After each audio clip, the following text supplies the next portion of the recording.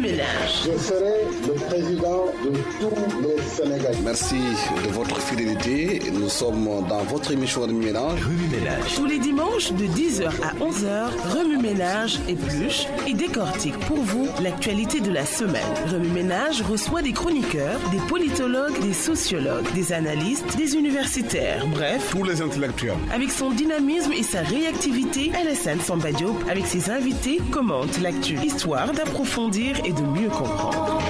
Remue-Ménage. La série d'accidents et d'incendies avec des dizaines de morts. Pourquoi ces catastrophes? Quelle est la responsabilité des autorités et des citoyens? Pourquoi les mesures prises restent lettres mortes? Un an après le dialogue national, quel bilan en faire? Les élections législatives, le discours de sourd entre pouvoir et opposition, quelle analyse faire des coalitions Benno Bokk Yakaar et Manko Wattu Sénégal et les autres coalitions en vue? Pour analyser toutes ces questions, Remue-Ménage reçoit ce dimanche 16 avril 2017, 10h-11h, le colonel Momar Gueye, écrivain et président de Poètes, essayiste et novelliste, vice-président de l'Association des écrivains du Sénégal, et Serigne Mansour Tall, chercheur et expert au système des Nations Unies. Remue-Ménage, c'est avec Alassane Samba Diop. Dimanche 16 avril 2017, merci à tous et bienvenue à Remue-Ménage. Joyeuse Pâques à tous les chrétiens du Sénégal, surtout à ceux du groupe Futurs Médias. Avec nous, colonel Momar Gueye, écrivain, président de PEN, poète, essayiste et écrivain, auteur de nombreux ouvrages. Le dernier à paraître bientôt, c'est Conscience citoyenne. Merci, professeur, d'avoir accepté notre invitation. Nous attendons Serigne Mansour Tall, chercheur, ancien fonctionnaire du système des Nations Unies à ONU-BAT. Vous le savez, à Dakar, aujourd'hui, il y a ce qu'on appelle le marathon. Un peu partout, les rues sont bloquées. Mansour essaye de se faufiler pour venir partager avec nous ses connaissances. Merci donc, monsieur, d'avoir accepté notre invitation. Vous le savez, une série d'accidents secouent le Sénégal. Le dernier en date, c'est l'incendie de Médina Gounass. 29 morts, 70 blessés et beaucoup de dégâts matériels. Professeur Momar Gueye, pourquoi la récurrence de ces catastrophes au Sénégal? Merci Alassane. Je précise que je ne suis pas professeur, je suis le colonel à la retraite, colonel Momar Gueye, voilà. Et je vous remercie de m'avoir invité et d'avoir choisi ces thèmes aussi pertinents.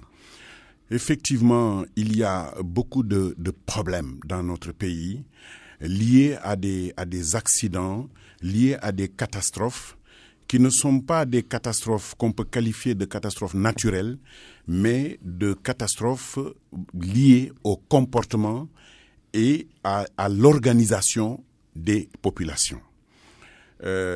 Chaque jour, pratiquement, nous entendons quelque chose qui se déclenche et qui constitue une catastrophe. Comme vous l'avez dit, la dernière, c'est ce qui s'est passé à Médina Gounass. Je connais bien cette zone parce que j'ai été conservateur du parc national du Niokolo-Koba de 1973 à 1977. À l'époque, c'était Thierno Seydou qui était là-bas. L'actuel calife était encore jeune à l'époque, je le connaissais aussi. Et j'avais un patron qui s'appelait André Roger Dupuis, qui n'aimait pas du tout Médina Gounass. Mais moi, en ma qualité de musulman, j'ai pris le sens contraire et je venais souvent à Médina Gounass pour échanger avec les populations. Et ce sont des musulmans très convaincus qui pratiquement ont tourné le dos aux festivités et autres du monde. Alors, ce qui se passe au niveau du Dakar, beaucoup de conditions sont réunies pour faciliter un incendie. Parce que ça se passe souvent dans une période de chaleur, ça se passe un peu à l'écart de la ville, c'est à une dizaine de kilomètres de Médina Gounass même. Et donc, ça pose un grand problème pour ce qui concerne les équipements, pour ce qui concerne, en tout cas, l'installation des populations. Alors, et ensuite, il y a beaucoup d'herbes dans cette zone. Là, on a souvent de l'herbe à hauteur d'homme. parce que c'est cette zone du sud qui est comme ça. Oui. Pourtant, c'est pas la première fois qu'il y a un incendie au Dakar. Souvent, il y a des CRD qui sont organisés pour parler de la préparation de ces réunions.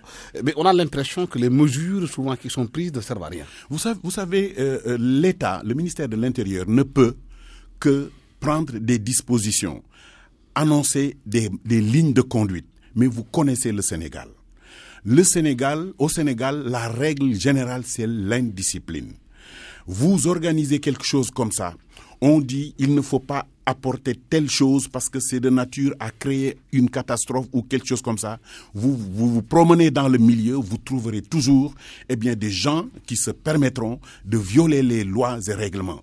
Et quand vous leur parlez, soit on vous envoie ailleurs, ou alors, des fois, ce sont même les guides religieux qui disent « Ah, nangen len yombalal mbirmi ». Quand on dit à l'État, du point de vue de la circulation, du point de vue des installations, qu'on dit à l'État, il faut leur faciliter l'arrivée ou l'installation, c'est une porte ouverte pour les indisciplinés de faire ce qu'ils veulent. Et à partir de ce moment-là, l'État ne peut plus maîtriser certains comportements. Je pense que ce qu'il faudrait faire, c'est quand même laisser la liberté aux autorités de prendre des dispositions, de les faire appliquer et de prévoir même des sanctions à l'endroit de ceux qui passent outre ces instructions-là. Malheureusement, quand ils savent que l'abir amnati ou yirmande amnati, qu'est-ce qui se passe? On fait ce qu'on veut. Et quand on fait ce qu'on veut, c'est toujours la catastrophe. Oui. Mansour, bonjour. On fait ce qu'on veut. Est-ce que quelque part, ça ne peut voir l'incapacité de l'État à faire appliquer les lois? Oui, permettez-moi d'abord de m'excuser pour ces quelques minutes de retard liés au marathon de Dakar. J'ai dû tournoyer 45 minutes dans la ville. Ça aussi, ça fait partie de l'indiscipline. Absolument. Je ne sais pas de qui, mais au moins, on aurait dû mettre en place Il n'y a même pas de communication pour qu'on puisse prendre les dispositions. C'est le grand n'importe quoi, comme on dit. Parce que je pensais avoir 30 minutes d'avance, mais finalement, j'ai eu 30 minutes de retard. Vous avez raison. Permettez-moi aussi de saluer le colonel que je connais de par ses écrits, parce qu'il y a quelques années, nous avons partagé un intérêt réciproque qui est la gestion des ressources naturelles. Et le projet qu'il avait eu l'honneur de diriger dans cette région difficile de Diourbel et Bambey était un cas de bonne pratique sur lesquels nous nous inspirions. Merci. Permettez-moi aussi d'avoir une petite pensée pieuse pour une grande dame, un universitaire de renom, Madame Aminata Diaw Cissé, qui est quand même connue, non pas par sa discrétion légendaire, mais par le rôle qu'elle a joué dans l'animation de l'espace universitaire et qui a été rappelée à Dieu. Et nous avons beaucoup de compassion pour son époux. Absolument. Une dame d'une grande classe. D'une très grande classe. Une grande intellectuelle que le Sénégal a perdue. Exactement. Prions pour elle. Amen. Pour revenir à notre thématique, j'ai dû entendre quelques bribes de l'analyse du colonel Cissé. Effectivement, il y a 3 dimensions, à mon avis, pour la prise en charge de ces catastrophes. Parce que le risque zéro n'existe pas. Mais il faut prévenir. Et pour ça, il a raison. Il faut qu'on informe les gens. Vous savez, moi je suis assez scandalisé lorsque je vois qu'il n'y a eu aucun mécanisme d'alerte précoce. J'ai vu à la télé une des victimes dire qu'il voulait sauver ses matelas. Ça veut dire qu'il n'a pas été briefé sur la conduite à tenir dans cet espace quand même qui est reconnu comme un espace de risque d'incendie depuis un peu très longtemps. Donc je pense qu'il y a 3 dimensions. D'abord l'éducation des gens. Il a parlé de l'indiscipline, on va y revenir, mais aussi de la sanction pour ceux qui ne respectent pas les règles. Ça, c'est la 2e dimension. La 3e dimension, c'est au niveau des infrastructures. Je pense que nous avons tous été à la Mecque. Il y a eu des incendies récurrents à Mina, mais d'une année à l'autre, on a pris des dispositions. Et depuis très longtemps, on n'a pas enregistré d'incendie parce que les gens se sont équipés. Ils ont mis en place des dispositifs d'alerte précoce, d'information, de communication. Donc ces 3 dimensions, il faut les prendre en charge parce que le risque zéro n'existe pas. Mais il faut qu'on informe et qu'on éduque. il faut qu'on sanctionne si les gens ne respectent pas les dispositions réglementaires qui ont été prises en compte. Et il faut aussi normer nos infrastructures pour que les gens soient obligés d'être disciplinés. Si vous parcourez la zone de la Patte d'Oie, vous avez vu sur l'autoroute, avant les gens traversaient, mais on a été un peu plus inventif en mettant une grille qui les empêche de traverser. Mais ça, c'est la conduite à tenir. Il faut intervenir sur ces 3 niveaux pour réduire les risques, même si des désastres interviennent, qu'on puisse les juguler à temps et qu'on puisse minimiser les coûts en termes de pertes humaines. Colonel Momargui, est-ce qu'il n'y a pas un problème de prévention, comme l'a dit Mansour? On sait que chaque année, il y a le Dakar, il y a des réunions qui sont faites, il y a des incendies, mais on a l'impression que, on y va, et puis on est dans une sorte de fatalisme, en disant, les gens étaient partis chercher Dieu. Oui, Dieu, bien sûr, mais ils ne sont pas allés chercher la mort. Je suis à peu près convaincu que rien ne sera plus comme avant. Je crois que ce qui s'est passé aujourd'hui va donner des leçons aussi bien aux acteurs qui sont sur place, aussi bien aux chefs religieux et à l'État également, pour que des dispositions nouvelles puissent être prises pour éviter ce qui s'est passé. Mais colonel, il y a eu le Diola au Sénégal. Oui. On continue encore à faire les surcharges. Et je reviens sur l'indiscipline généralisée dans notre pays. Vous savez, dans un pays, quand on a affaire à une population civilisée, entre guillemets, on n'aurait pas eu besoin de mettre cette barrière au niveau de la Patte d'Oie. Et moi, j'ai vu des gens qui passaient en dessous de cette barrière, malgré tout. C'est une question de mentalité. La mentalité sénégalaise est à revoir. Comment faire pour la revoir? Mais on ne peut que, comme l'a dit mon ami, qu'est-ce qu'il faut faire? Il faut prendre des mesures et laisser sanctionner à chaque fois qu'il sera nécessaire de le faire. Mais si à chaque fois on dit Yermande, on dit Masla, on ne s'en sortira jamais. Voyez-vous, moi des fois, du point de vue de la circulation, je vois des comportements révoltants. Et quand l'État prend des mesures pour dire, bon, désormais il faut porter des casques, ou désormais il faut élever l'âge de certains conducteurs, eh bien, ceux qui dirigent ces groupes professionnels-là, au lieu de se mettre avec l'État pour trouver les solutions, ils se mettent déjà sur la défensive. En se disant non, il ne faut pas faire ça. Avant même qu'on ne mette les mesures en pratique, eh bien, ils se mettent sur la défensive. Qu'est-ce qui se passe maintenant? Eux, ils disent non, nous ne sommes pas d'accord. Alors, comment voulez-vous qu'à chaque fois que des mesures nouvelles sont envisagées, qu'il y ait des levées de boucliers, qu'il y ait des grèves, qu'il y ait des délégations qui vont voir des guides religieux pour leur dire oui, on veut nous empêcher de faire notre travail, comment voulez-vous qu'on organise cela? Il faudrait que l'État retrouve sa force, son autorité, pour pouvoir faire régner l'ordre et la discipline. Mais justement, est-ce qu'il n'y a pas un problème d'autorité de l'État justement à appliquer la loi? Cette impunité accordée à certains, ou bien ceux-là même qui sont à la tête de l'État ne montrent pas le bon exemple aux populations, en se comportant d'une manière désinvolte? Oui, je pense que c'est des deux côtés. Il y a certes quelquefois l'État qui lâche du lest, mais il y a aussi une dérégulation complète de notre société.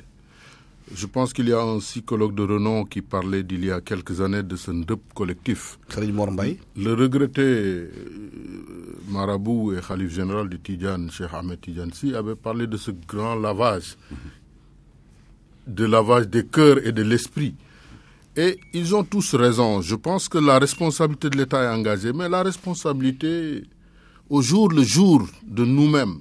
Aujourd'hui, il y a une indifférence sociale qui est très très grave. Vous pouvez rencontrer des gens qui ont des comportements asociaux, mais personne n'intervient. Et je pense que c'est très facile parfois de rejeter la responsabilité de l'État, mais nous-mêmes, nous avons eu des mécanismes de régulation qui ont toujours fonctionné de la plus petite échelle, c'est-à-dire de la cellule familiale, jusqu'au niveau du pays en passant par le quartier et la ville. Et ces mécanismes ont été dérégulés. Dans les quartiers, moi je viens de Kébémer, mais personne n'osait jeter ces déchets n'importe où. parce qu'il y avait une régulation sociale. Mais aujourd'hui, nous avons une mauvaise compréhension de l'espace public. Quelqu'un peut venir tout de suite jeter ses déchets dans la rue en disant que c'est l'espace de tout le monde. Il y a un travail d'éducation, d'information à faire. Je ne sais pas s'il y a beaucoup d'émissions d'ordre civique au niveau des médias, mais je pense que nous devons les faire revenir pour imposer aux gens de savoir, parce qu'ils ne savent pas souvent, parfois ils savent et ne respectent pas. Et dans tous les pays qui ont avancé, les questions de civisme et de civilité sont au cœur, parce que le développement, il est d'abord mental. Si nous voulons aller vers l'émergence, il faut que nous-mêmes, dans nos esprits, nous soyons émergents. Et le problème qui se pose, c'est qu'aujourd'hui, il y a une indifférence sociale. Chacun fait ce qu'il veut. Et ça, c'est extrêmement dangereux. Avant même que l'État n'intervienne, nous-mêmes, à l'échelle de la plus petite échelle, nous devrions apporter les correctifs nécessaires. Oui, mais colonel, le problème c'est que les constats, on les a déjà faits, on a constaté que ça ne va pas, il faut changer les choses, mais il y a une sorte d'inertie par rapport à cela. Chacun se dit peut-être, bon, c'est pas moi, c'est pas mon affaire. Chacun croise les bras et regarde faire. Mais c'est la résistance sociale. Comment faire pour la changer de l'intérieur? Changement des mentalités, changement des mentalités, sensibilisation, parce qu'on ne peut pas frapper tout le monde. C'est ça. Chez les Wolofs, on dit... On forme la personne avec 3 critères. Lesquels? Yété. Donc, on éveille la personne. Yed. On essaie de lui faire des remontrances. Ou yit, c'est 3 Y. Yit, c'est frapper. Donc, vous éveillez la personne. Yété. Si la personne ne réagit pas et continue à commettre des actes répréhensibles, vous lui faites des remontrances, yed, et si ça ne marche pas, vous sanctionnez, vous frappez. Ce sont ces 3 éléments-là. Malheureusement, encore une fois, ici au Sénégal, soit c'est toujours une résistance sociale, donc des groupes professionnels qui, dès qu'on leur dit « nous allons changer parce qu'il y a tel problème », se regroupent et se mettent en face de l'État pour essayer d'inverser ces mesures qui, pourtant, sont des mesures salutaires. Et ceux qui sont à la tête de l'État, s'ils sont dans des calculs politiciens, en cherchant un 2e mandat, un 3e ou un 4e mandat, ils laissent faire, en se disant que si on se met à dos ces groupes de pression-là en appliquant la loi, on risque de ne pas avoir l'électorat qu'on veut. Est-ce que c'est pas un problème aussi de leadership sur ce plan bien précis? Il y a de ça. C'est-à-dire, il faut que l'autorité de l'État s'exerce. On dit toujours que l'État a le monopole de la violence. Mais si à chaque fois que l'État engage quelque chose, il y a d'autres forces, soit des forces syndicales, soit des forces maraboutiques, soit simplement des intellectuels ou autres qui évoquent la liberté individuelle et qui permettent de laisser ces dérives continuer, malheureusement, on ne s'en sortira jamais. Maintenant, il y a un autre aspect. Tout à l'heure, on en a parlé. C'est la sensibilisation. Aujourd'hui, il y a eu le marathon de Dakar. Il y a beaucoup de personnes qui ne savaient rien de ça. Ils savaient simplement qu'il y avait un marathon, mais on aurait pu dire aux gens, écoutez, les axes X, Y et Z seront fermés. Si vous allez à tel endroit, mieux vaut passer par tel endroit, etc., etc. Qu'il y ait un planning qu'on communique à tout le monde pour éviter qu'on se retrouve le front au mur et qu'on ne soit plus capable de reculer. Moi, j'ai fait un grand détour pour arriver ici. Alors donc, je crois que, et tout à l'heure, il en a parlé, il s'agit de la sensibilisation au niveau des radios et télévisions. Je crois que les médias ont un rôle extrêmement important. Parce que quand même, l'éducation, la formation, la sensibilisation, c'est fondamental. Il faut nécessairement qu'on sache que un centre urbain n'obéit pas aux mêmes normes qu'un village. Moi, j'ai travaillé dans les villages, vous le savez. J'ai travaillé dans les villages. Dans les villages, on a une certaine liberté. Ces libertés-là, si on les applique dans les centres urbains, c'est la catastrophe. Il m'est arrivé de circuler à Dakar, de voir une très belle voiture. Et tout d'un coup, des personnes qui sont dans la voiture jettent un sachet plastique avec des déchets. Une fois, à la sortie de Pikine, j'ai eu ce cas de figure. J'ai appuyé sur mon klaxon, j'ai arrêté ma voiture, je suis allé ramasser le paquet. Mais le conducteur a compris, il s'est arrêté lui aussi, il a couru et il est venu lui-même ramasser le sachet. Et il m'a dit, excusez-moi. Des fois, vous le dites à d'autres personnes, ils vous jettent le bras, et à chaque fois qu'on vous jette le bras, sachez qu'il y a une insanité qui accompagne ce geste-là. Mais pourtant, Mansour, aujourd'hui, dans ce pays-là, les autorités constatent que dans les rues de Dakar, les charrettes se disputent de l'associer avec les voitures, avec les citoyens.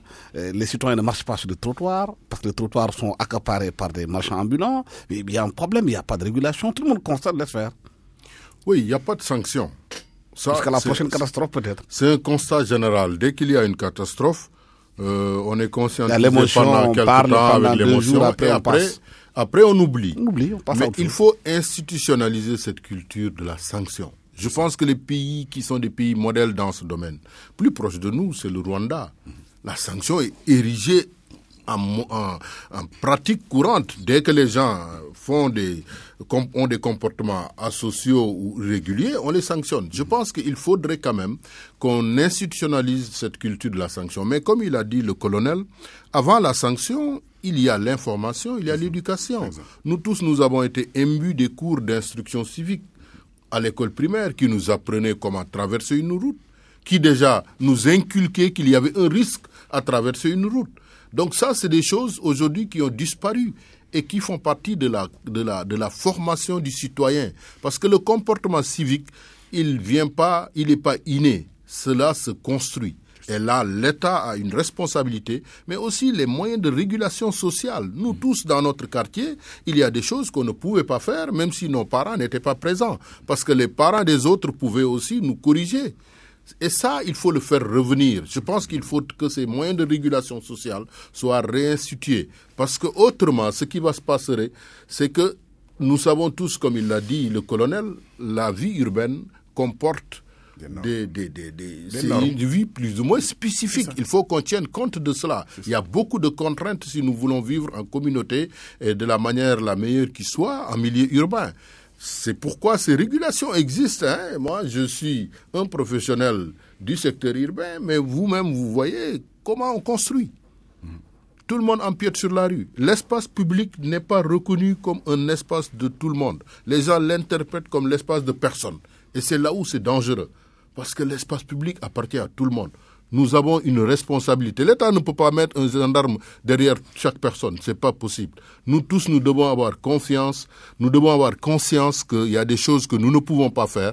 Et lorsque l'idée nous vient à l'esprit de le faire, qu'il y ait quelqu'un à côté qui puisse nous rappeler à l'ordre comme il l'a fait.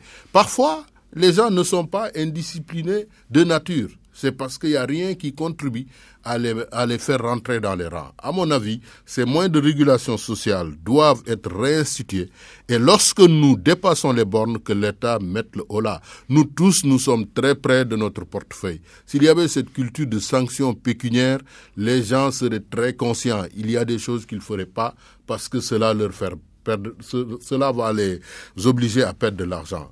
Il faut qu'on réinstitue le moyen d'éduquer nos enfants dès le bas âge sur les comportements à avoir. Nous tous, nous savions que la route, c'était l'espace des voitures. Avant de traverser, il faut regarder à gauche. C'est des choses qu'on nous a appris par cœur, que nous avons compris très tôt. Est-ce que les sanctions pécuniaires, vous pensez, ça peut être au moins de ramener de l'ordre dans ce pays-là, sur certaines infractions? Bien sûr, ça pourrait contribuer, mais ce serait dommage d'en arriver là. C'est ça. C'est-à-dire il faudrait que les populations acceptent d'elles-mêmes l'autodiscipline. Vous savez, le 4 avril, j'ai publié il y a quelque temps un article que j'avais titré « Et si le 4 avril devenait une journée nationale d'éducation civique, morale et environnementale ?» C'est-à-dire, on fait le défilé le matin ou une prise d'armes et tout le reste de la journée, c'est des conférences, aussi bien dans les radios, dans les télévisions, dans les quartiers. Partout, on mobilise tous ceux qui ont de bonnes idées, comme Mansour, comme toi, comme quelqu'un d'autre, pour venir parler aux populations, particulièrement aux jeunes.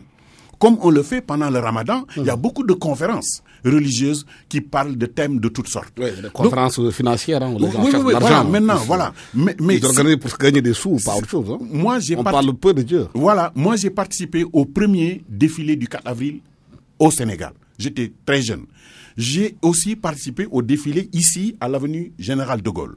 Mais ce que je dis, c'est qu'une fois que c'est fini, c'est les festivités, il n'y a plus rien. Alors que le 4 avril, ça nous rappelle notre indépendance.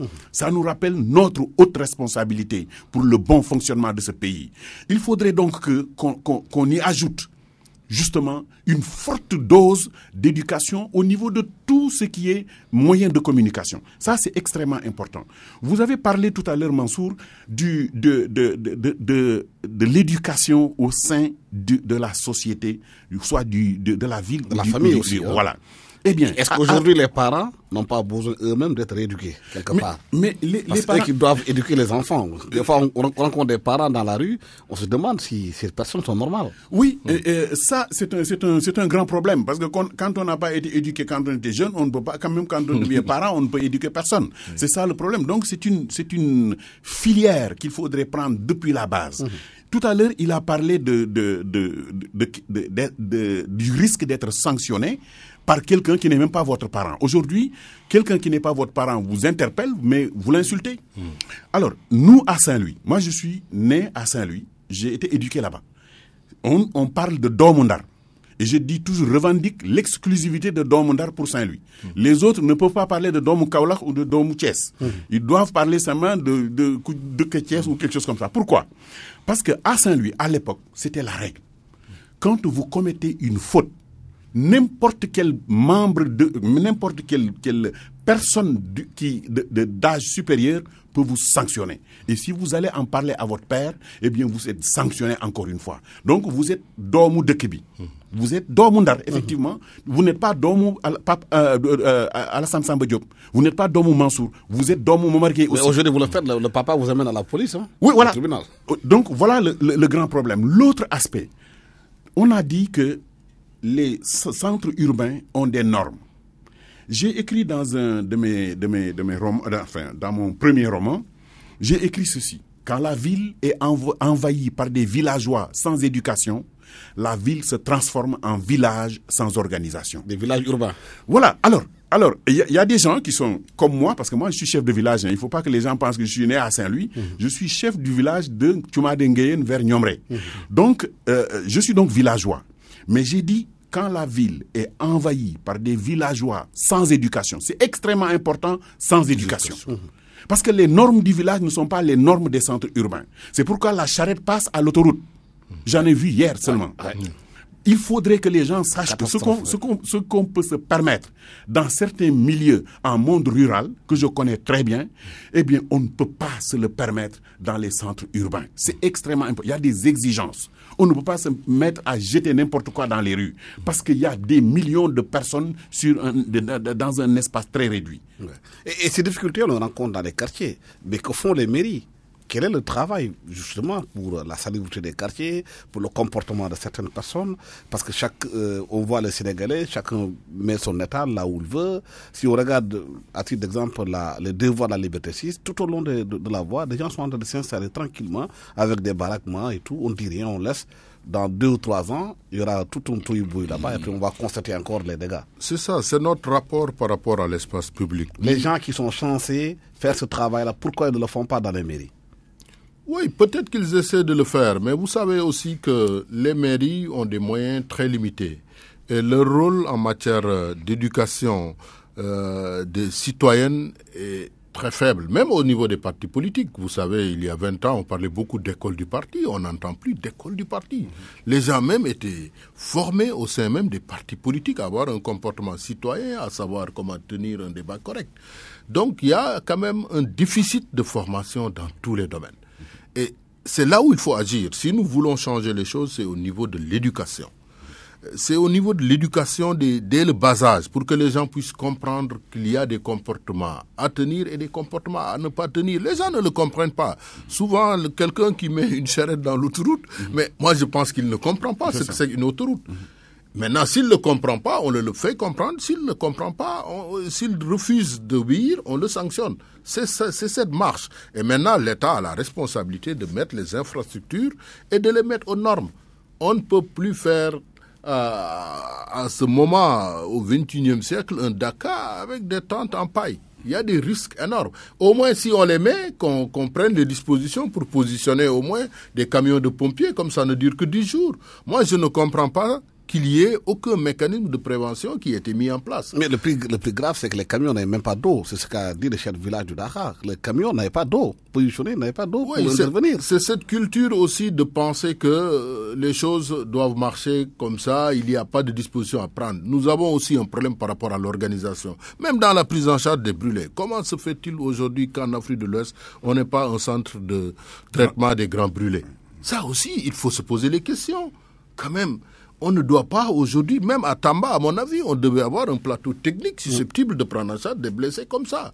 En Afrique aujourd'hui, même si quelqu'un est brûlé, il faut 57 ans après l'indépendance, il faut l'amener en France. Ça aussi, c'est des problèmes. Autant nous avons beaucoup failli en matière de prévention, d'organisation, d'éducation, mais aussi sur le plan des infrastructures. C'est pas seulement une autoroute, c'est pas seulement un train. C'est aussi un centre qui peut traiter les grands brûlés parce qu'il y aura toujours des brûlés.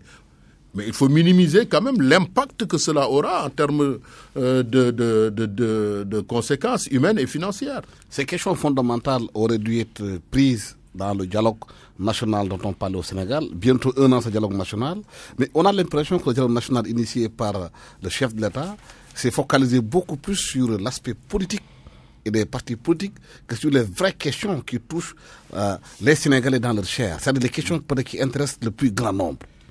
Alassane, moi je voulais juste revenir un peu sur cet aspect de manque d'eau. Vous savez, nous dans la lutte contre les feux de brousse, que je connais très bien, on nous apprend que quand il y a la combinaison de la chaleur, de l'oxygène et du combustible, il y a feu. Je connais ce milieu là-bas.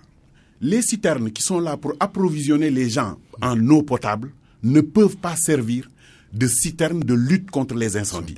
Parce qu'il fait extrêmement chaud. Il faut donc un véhicule équipé pour que le jet puisse aller à 20 mètres, à 30 mètres. Sinon, vous ne pouvez pas prendre un seau pour aller éteindre un feu. Même s'il y avait des citernes remplies d'eau, ce ne serait pas possible. Il faudrait donc qu'il y ait des véhicules comme les genres Unimog que nous avions aux eaux et forêts, qui peuvent aller même dans les broussailles et faire le travail. Donc ça, c'est un autre problème. L'État aurait dû le savoir, ça. Voilà. Je n'ai pas été au niveau des comités de préparation. Je ne peux pas présumer de ce qu'ils savent ou ce qu'ils ne savent pas. Mais ce qui est sûr, c'est que c'est des dispositions qui pourraient aider mieux que ce que l'on dit, des citernes qui sont là, stationnées, pour approvisionner en eau potable. Maintenant, pour en revenir au dialogue dont vous parliez. Moi, je pense que je suis un analphabète en matière politique. Je ne sais pas lire le livre de la politique. Je ne fais que essayer de comprendre ce que je vois et dire ce que ça m'inspire. Ce que je vois au Sénégal, c'est qu'à chaque fois qu'il y a une institution en place, un président qui est élu, un gouvernement qui est installé, 100 jours après, eh bien, on s'évertue à vouloir le dire qu'est-ce que vous avez fait.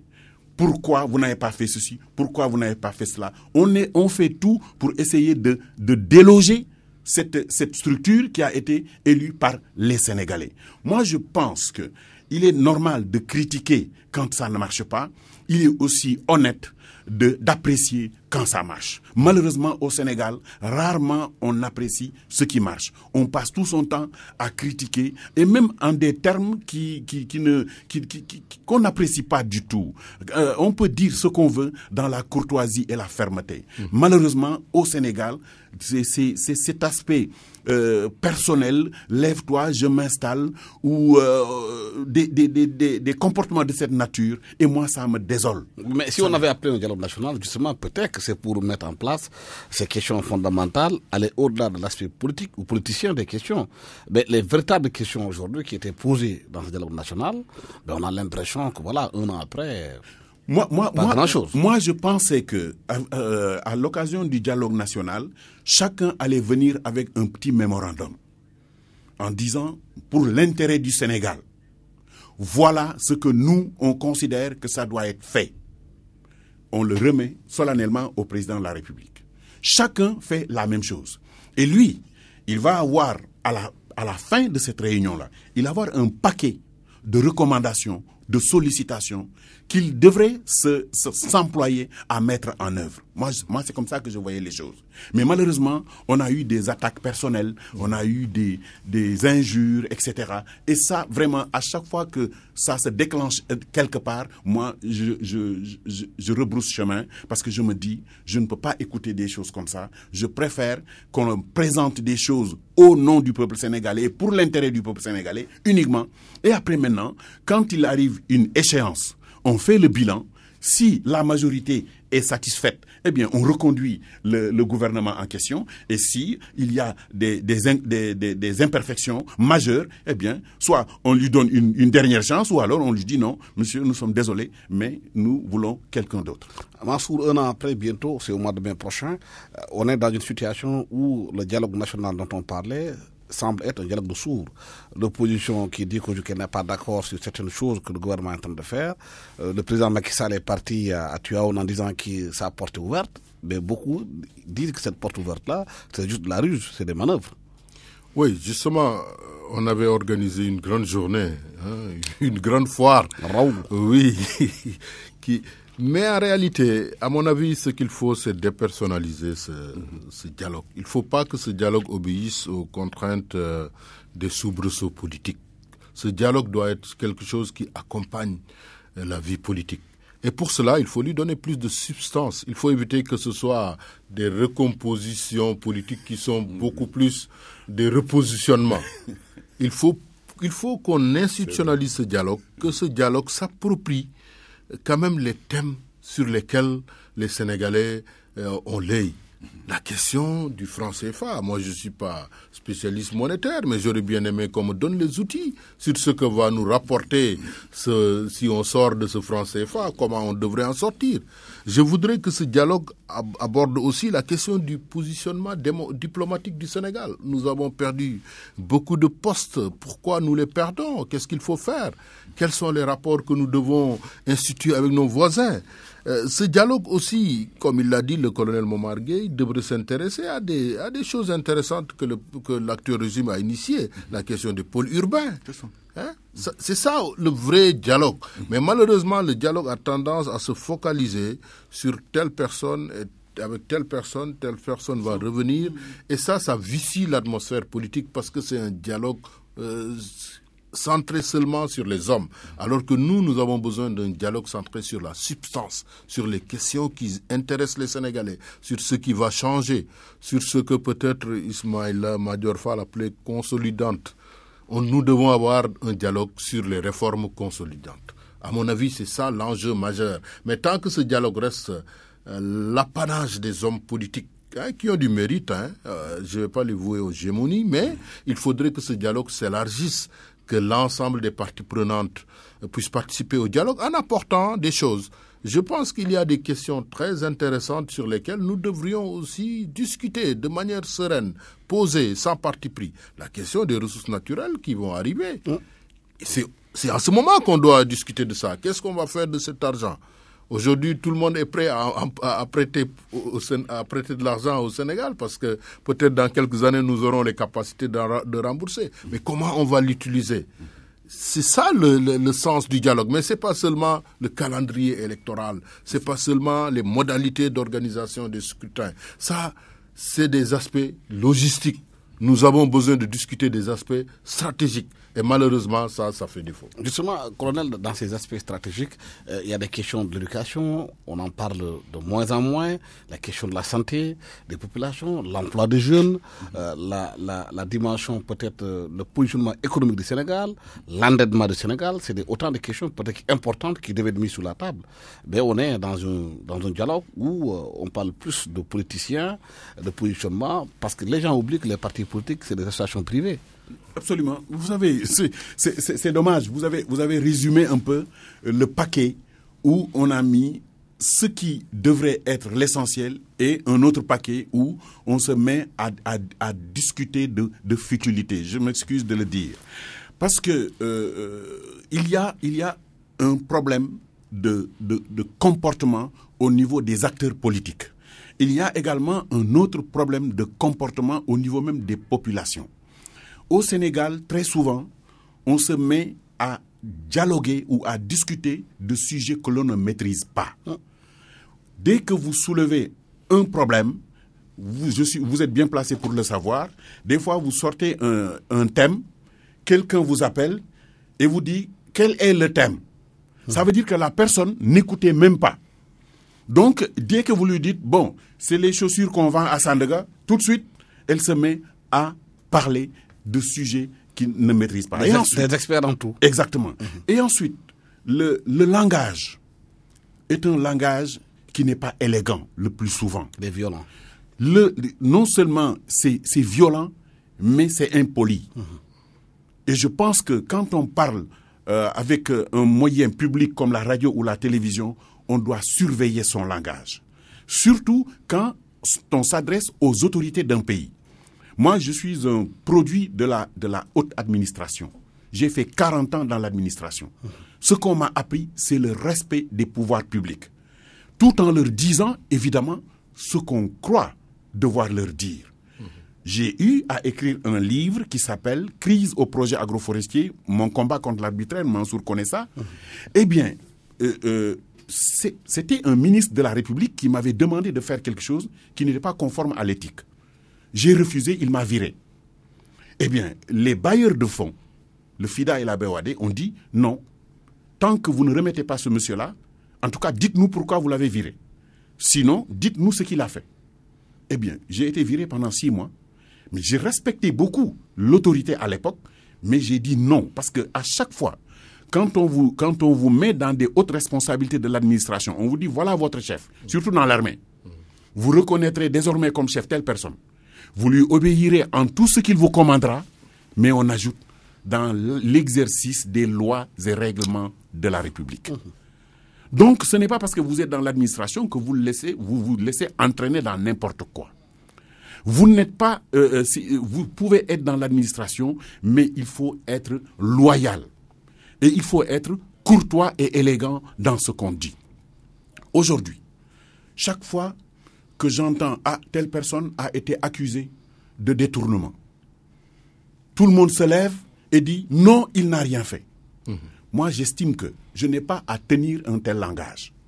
J'estime que quand la justice ou l'État mettent la main sur un citoyen pour une raison donnée, je laisse la justice et l'État faire son travail et prouver au public, parce qu'ils doivent convaincre aussi le public, que cette personne-là a réellement commis telle et telle infraction.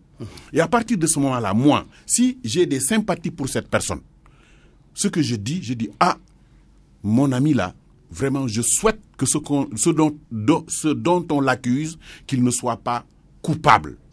Que ce qu'on cherche en lui, qu'on ne le trouve pas. Mais je ne me lèverai pas pour dire il n'a rien fait. Même si c'est mon fils ou mon ami personnel, je dis, ah, laissez la justice, laissez l'État mener les investigations. Mais quand on se permet de dire, oui, on le dit. Et un jour, on prend quelqu'un pour dire, ce quelqu'un-là, on l'accuse de telle chose, vous-même vous vous levez pour dire non, il n'a rien fait. Alors que l'État détient des secrets, des secrets d'État, des secrets simples, des confidentiels, qui ne sont pas à la portée du grand public, Alassane. Oui, Mansour, est-ce qu'aujourd'hui, cette défiance des citoyens vis-à-vis de l'État n'est pas due quelque part au comportement, des fois, des tenants de l'État, sur les dossiers judiciaires aussi, où il y a des micmacs, où il y a des règlements de compte qui ne disent pas leur nom, où il y a des arrangements qui ne disent pas leur nom, qui font que les citoyens sont de plus en plus ont de la défiance vis-à-vis de ces gens-là? Oui, je pense que c'est ce qui dit. On en arrive là où les gens contestent des fois la décision de l'État, c'est dû quelque part au comportement. Il vient de dire aujourd'hui, quand il était au procès agroforestier, que le ministre a voulu lui faire des choses qu'il n'a pas voulu. Est-ce que c'est pas justement ça qui fait que certains citoyens résistent? Oui, normalement, mais ça aussi, c'est une caste de fonctionnaires qui va se faire de plus en plus rare. Parce que tout simplement, les formations se sont beaucoup dépréciées. Et ça, c'est pas seulement la responsabilité de l'État. Il y a eu les ajustements structurels.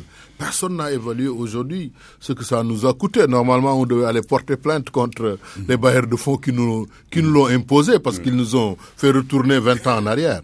Mais à mon avis, l'État aussi, nous devons en avoir une perception beaucoup plus équidistante. C'est trop facile parfois aussi de condamner les pouvoirs publics en disant... Et ceux qui les incarnent aussi doivent être aussi... Ils doivent donner l'exemple. Ils doivent donner l'exemple. Vous savez, au lendemain des indépendances en Afrique, on avait quand même des leaders très charismatiques qui donnaient l'exemple. Les Mamadou Dia et les autres. Oui, qui nous avaient... tout le monde s'accorde à penser que peut-être nous avons raté le tournoi avec Mamadou Dia. C'est clair. Mais malheureusement, ça aussi c'est un des déficits de notre démocratie. Aujourd'hui, les ressources humaines du Sénégal, Dieu sait combien ces ressources humaines sont performantes, ne sont pas utilisées à bon escient. Ils sont laissés dans la diaspora, ils sont laissés dans le pays sans pour autant qu'on sollicite leur avis. Aujourd'hui, moi j'ai longtemps travaillé avant d'aller dans le secteur urbain sur la question de la gestion des ressources naturelles. C'est le troubadour aujourd'hui qui occupe le haut du pavé. Bon, je dirais pas les troubadours, mais c'est essentiellement ceux qui ont eu un engagement politique. Et ça aussi, ça doit pas être le baromètre. C'est ça. Parce que l'engagement politique est certes noble, mais l'engagement citoyen l'est tout aussi. Il faudrait quand même qu'on essaie de mobiliser nos ressources humaines, qu'on les valorise, qu'on essaie d'utiliser peut-être ceux qui ont eu beaucoup d'expérience et qui ont fait preuve d'une très grande probité morale. Mais nous insistons trop sur le quotidien, sur la quotidienneté des choses. Tel est en prison. On oublie souvent les aspects stratégiques. Même dans le cadre de notre démocratie, nous confondons toujours les outils et les stratégies. On dit on a l'alternance. Mais notre démocratie là est à rendre plus performante. Il n'y a pas de débat.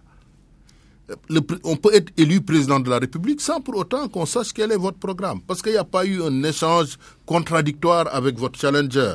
Il n'y a pas de débat politique. Le débat politique, c'est essentiellement un débat personnalisé, autour des combinaisons qui sont souvent des combines. Et c'est ça qu'il faut éviter, à mon avis. Si nous voulons asseoir une démocratie, aujourd'hui, on a un référentiel politique qui vaut ce qu'elle vaut. C'est le plan Sénégal émergent. Peut-être quelqu'un qui va venir après ce régime pourra continuer à l'appliquer. Pourquoi nous ne faisons pas des concertations, des débats autour de ça? Pourquoi aujourd'hui le paysage éducatif s'est quelque peu pacifié? C'était le moment aujourd'hui de repartir sur de nouvelles bases, de discuter sur le contenu programmatique, de l'articuler à nos enjeux. C'est là où le bas blesse. Mais à mon avis, tel est en prison, ça c'est dans la marche normale des choses. La justice est là, nous payons la justice pour clarifier tout ça. C'est pas la peine d'en débattre tout le temps. Oui. Mais colonel, aujourd'hui, il a dit que depuis, il n'y a pas de débat sur les vraies questions. C'est un débat politicien ou des positionnements où chacun cherche un peu à s'accaparer de l'État et de pied après. Qu'est-ce qu'il faut faire pour qu'aujourd'hui que les citoyens fassent revenir un débat vraiment fondamental sur les vraies questions et les vrais enjeux? Moi, je crois que c'est l'autorité qui a le pouvoir suprême au niveau national, c'est-à-dire le chef de l'État, qui a les armes pour régler ce problème-là. Vous savez, j'ai publié un article il y a quelques années et le titre c'était « Monsieur le Président de la République, votre administration ne répond plus ». Bon, j'ai décrit ce que je voyais dans l'administration. Il y a beaucoup de ministres qui, quand vous les appelez, ils ne vous répondent pas. C'est des touristes. Quand vous leur écrivez une correspondance, ils ne répondent jamais. Alors que Senghor... Est-ce que c'est pas parce qu'ils ont l'impression que ces ministres-là, qui ne sont pas au service des populations?